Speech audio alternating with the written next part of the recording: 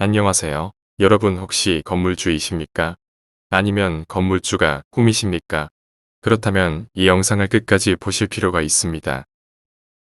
언젠가 어느 초등학교에서 학생들의 장래 희망이 무엇인지 물어본 조사에서 건물주가 단연 1등을 차지했다는 기사를 본 적이 있습니다. 물론 아이들 생각이긴 하지만 건물주가 생각처럼 그렇게 만만할까요? 그렇지 않습니다. 건물을 마련하기도 어려울 뿐더러 건물을 마련한다 해도 건물 관리에서부터 조세, 부동산 관련 법적인 문제까지 여간 신경이 쓰이는 게 아닙니다. 그럼 어떤 것을 어떻게 준비하고 처리해야 하는지 저의 경험을 바탕으로 중소규모 건물주의 건물관리 요령에 대하여 알아보도록 하겠습니다. 첫째, 마음가짐입니다.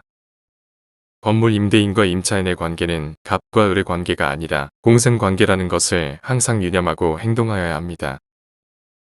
건물이 있어도 들일 임차인이 없으면 건물이 한낱 세금도 2개 지나지 않을 것이며, 임차할 건물이 없으면 아무리 뛰어난 상술과 아이템을 가지고 있어도 무용지물이 되기 때문입니다. 둘째, 건물 관리입니다. 새로 지은 새 건물일 경우에는 그냥 용도대로 사용되면 되지만, 지은 지 오래된 건물의 경우 손볼 일이 점점 늘어납니다. 수선의 경우에도 웬만한 것은 건물주가 스스로 해결할 수 있는 능력을 갖추는 것이 좋습니다. 하찮은 문제도 수선업자에게 의뢰하게 되면 인건비가 만만치 않기 때문입니다. 설비업자들께는 죄송한 말씀이지만 부르는 게 값이기 때문에 저의 경우 웬만한 것은 스스로 해결하고 있습니다. 누구나 조금만 관심을 가지면 다 할 수 있는 일들입니다. 저도 건물에 문제가 있을 때마다 공구를 사서 직접 보수하다 보니 공구도 제법 많이 갖추게 되었습니다. 전기나 소방 관련된 일은 반드시 자격을 갖춘 전문가에 의뢰하여야 하지만, 수도나 위생시설은 건물주 스스로 해결하는 것도 좋습니다.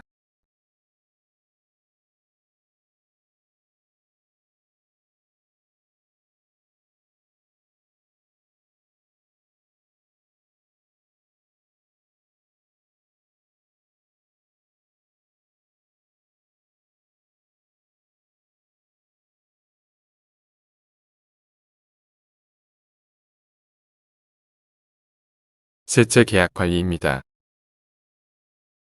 완전하고 안전한 계약을 하기 위하여 건물주도 가능한 공인중개사 자격증을 획득할 것을 권합니다. 여의치 않으면 계약법, 주택임대차보호법과 상가건물임대차보호법만이라도 익혀두는 것이 좋습니다. 물론 공인중개사에게 의뢰하면 되지만 건물주 자신이 알고 있는 것과 모르고 있는 것은 차이가 있을 수밖에 없습니다. 계약서에 잡다한 조항을 빼곡하게 넣는 것을 흔히 볼 수 있는데, 그렇다고 그것이 다 유효하지 않습니다. 그래서 법규를 알아야 합니다. 제 법률 문제는 법제처 법령정보 사이트에서 참조할 수 있습니다.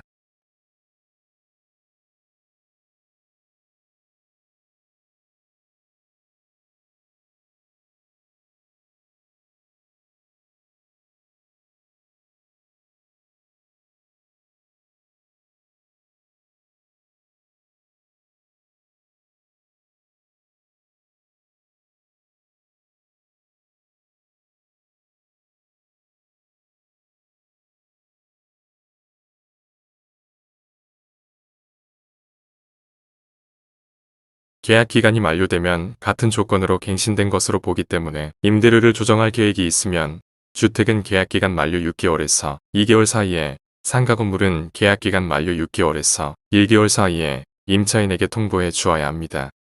그래서 만료 기간을 구글 스프레드시트에 표시를 해 놓으면 기간을 놓치는 일이 없어 확실합니다.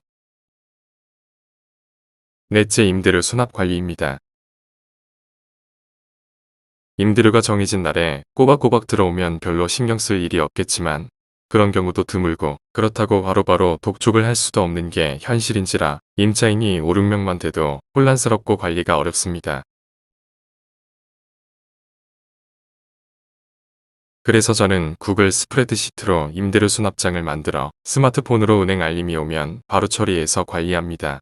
수납 현황도 한눈에 볼 수 있으면서 임대기간도 바로 볼 수 있어서 편리합니다. 댓글을 달아주시면 이 스프레드시트 작성하는 방법을 자세히 영상으로 만들어 올리도록 하겠습니다. 지금까지 중소규모 건물주의 건물 관리에 대하여 알아봤습니다. 유익한 시간 되셨다면 구독과 좋아요 눌러주시는 센스 잊지 마시고요. 끝까지 시청해주셔서 감사합니다.